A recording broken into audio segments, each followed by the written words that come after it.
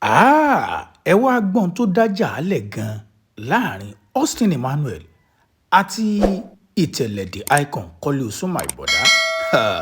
Gbogbo ẹ̀ ní fọ̀gbà yẹn gà fún yín. Jùmọ̀kẹ́ eléyìí tó jẹ́ ìyàwó Austin Emmanuel ó ti sọ̀rọ̀. Dúpẹ́ eléyìí tó jẹ́ ìyàwó Ibrahim tẹ́lẹ̀ ó ti sọ̀rọ̀. Bákan náà ọ̀rẹ́ tímọ́tímọ́ àwọn méjèèjì yún Chef Ọmọlẹ́wà òun náà ti sọ̀rọ̀. Kí wàá ló dájà alẹ́ gangan. ń fọ̀gbà yẹn gà fún yín. Gbogbo tí òye yín ń pa ọ̀rọ̀ náà gbogbo ẹ̀ lẹ́mọ̀ lórí ètò yìí. Èyí ń play àwọn fídíò kan fún yín tí ń fi tàn mọ́lẹ̀ sọ̀rọ̀ àwọn méjèèjì. Fún ẹ̀yin tẹ́ ẹ mọ obìnrin tó wà láàrin Ibrahim Yekini àti Austin Emmanuel, orúkọ ẹ̀ ní Aisha Raji. Àwọn mẹ́tẹ̀ẹ̀ta àti Chef Ọmọlẹ́wà gbogbo wọn jọ wà papọ̀ nígbà kan ni tó jẹ́ pé tí kan bá fẹ́ ṣeré gbogbo wọn ò jọ wà ń bẹ̀.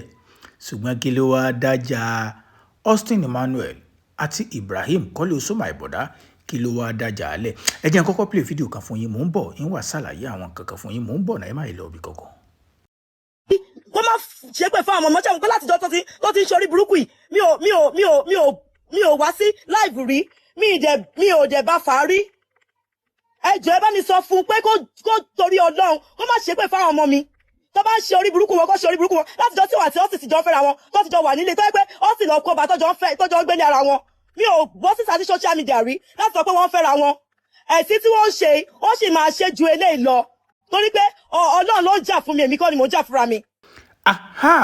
Ohun Jùmọ̀kẹ́ lẹ́gbọ̀n eléyìí tó ṣe ìyàwó Austin Emmanuel. Mo sọ mo wà fún yín, ẹ má lọ ibì kankan, ẹ gbádùn ètò. Ṣé lóòótọ́ ni Raji Aisha àti Austin Emmanuel ṣé lóòótọ́ ni wọ́n fẹ́ra wọn nínú industry? Lóòótọ́ ni tí evidence sì wà tí Austin Emmanuel gangan sì sọ nínú interview tó lọ pé Aisha Raji òun lòun mú wọ inú industry, girlfriend òun dẹ̀ ni. Kí gangan ló wá fàjà? Kí ló gba gbọ́nmi sí omi òtó láàrin Aisha Raji àti Austin Emmanuel? Ẹ má gbàgbé ibì kan là ń lọ. In tó fàjà Ibrahim Yekini eyín Kọ́lé Osùnmà Ìbọ̀dá àti Austin Emmanuel, ibẹ̀ gangan là ń lọ. Ṣùgbọ́n tá a bá sọ léyìí kò ní yé yín dáadáa. Ẹ jẹ́ n kọ́kọ́ sọ tó fàjà Aisha Raji àti Austin Emmanuel. Ìgbà tí Austin Emmanuel tó mú Aisha Raji wọnú industry, àwọn méjèèjì ń fẹ́ra débi pé ó gbàgbé ìyàwó ilé rẹ̀. Nǹkan kan wá ṣẹlẹ̀, gbogbo iná lẹ mọ̀ pé marketer lọ̀gá producer, àwọn lọ̀gá actor, torí pé iṣẹ́ tí marketer ni ó bá producer ni ó bá wọn ta movie. Gẹ́gẹ́ bí Austin Emmanuel ṣe wá sí nínú interview rẹ̀, ó ní ìgbà tó ń déètì Aisha Raji. Bákan náà ni ẹni tó jẹ́ marketer kan náà tún ṣe wọléwọ̀de pẹ̀lú ẹ̀, ó porúkọ ẹ̀ ní Thomas. Àṣà àwọn méjèèjì tí ń ṣe wọléwọ̀de tó sì jẹ́ pé òun náà tún ń ṣe wọléwọ̀de pẹ̀lú Aisha Raji.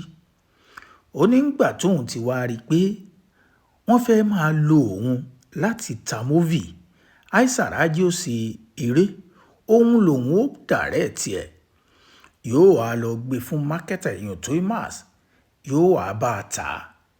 Tí í ṣe yí pé àwọn méjèèjì wọ́n fẹ́ máa lo òun láti máa rówó, òun wá lòun ò ṣe mọ́ fún Aisha Raji. Eléyìí ló lọ sọ fún Thomas.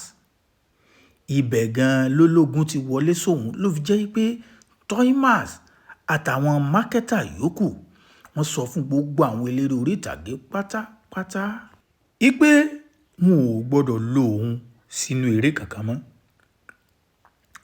Ó ní láti bẹ̀ ló jẹ́ pé gbogbo àwọn táwọn jọ ń ṣe pátápátá wọn ò pè wọn ṣeré kankan mọ́. Gbogbo wọn pátápátá tí wọ́n bá ti rí pósítà àwọn, táwọn marketer bá ti rí pósítà àwọn tóun wà ń bẹ̀, wọ́n ní kí wọ́n lọ yọ kúrò.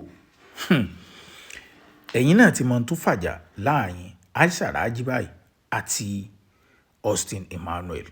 Kí wá lọ́kàn tí Ibrahim ìtẹ̀lẹ̀dẹ̀ icon bẹ̀.